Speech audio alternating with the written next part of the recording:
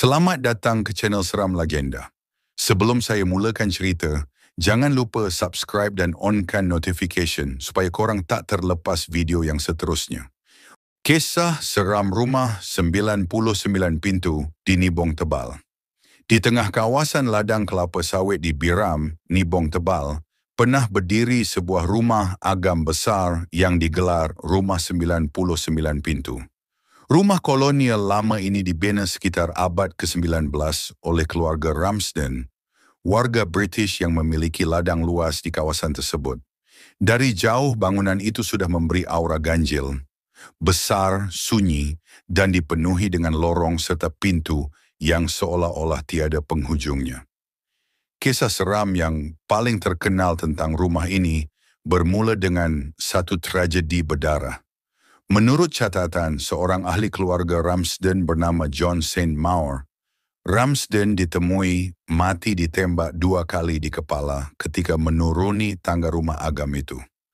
Lebih menakutkan, pembunuhnya tidak pernah dikenal pasti sehingga kini. Tragedi itu menyebabkan rumah tersebut terus dikaitkan dengan roh gelisah yang tidak tenang. Ketika zaman penjajahan Jepun, rumah agam ini turut dijadikan markas tentera. Ramai penduduk kampung mendakwa ia digunakan sebagai tempat seksaan. Jeritan mangsa yang diseksa dikatakan masih kedengaran sehingga hari ini, terutama pada waktu malam. Ada yang bersumpah pernah terdengar hentakan besi, suara orang meraung, bahkan bunyi derapan but tentera Jepun, walaupun rumah itu sudah lama ditinggalkan. Namun apa yang menjadikan rumah ini benar-benar misteri ialah bilangan pintunya. Walaupun dinamakan Rumah 99 Pintu, ada kisah yang mendakwa wujud pintu ke-100 yang hanya akan muncul tepat jam 12 tengah malam. Pintu itu kononnya membuka laluan ke alam lain.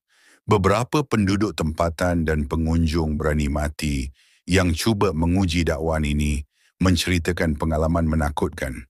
Ada yang hilang arah dalam rumah, ada yang terlihat pintu ganjil muncul di hadapan mata, dan ada yang tiba-tiba mendengar suara memanggil nama mereka dari celah pintu gelap. Seorang bekas pengawal keselamatan ladang berhampiran pernah berkongsi pengalaman. Suatu malam ketika dia sedang membuat rondaan, anjing pengawal yang menemaninya tiba-tiba melolong kuat menghadap rumah agam itu. Ketika dia cuba menenangkan anjing tersebut, matanya terpandang susuk bayangan seorang lelaki tinggi beruniform tentera Jepun, berdiri kaku di salah satu tingkat atas.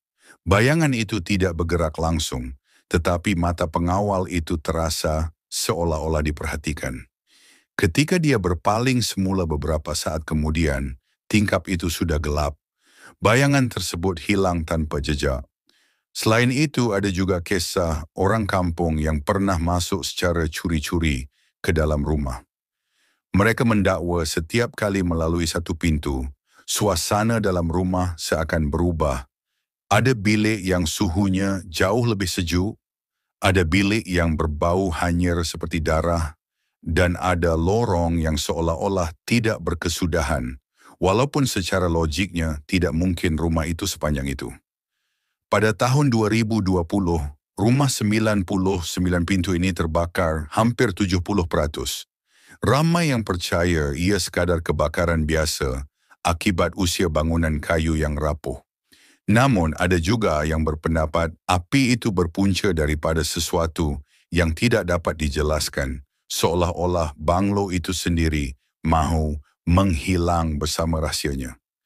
Hari ini rumah itu tinggal runtuhan, tetapi kisahnya masih terus diperkatakan.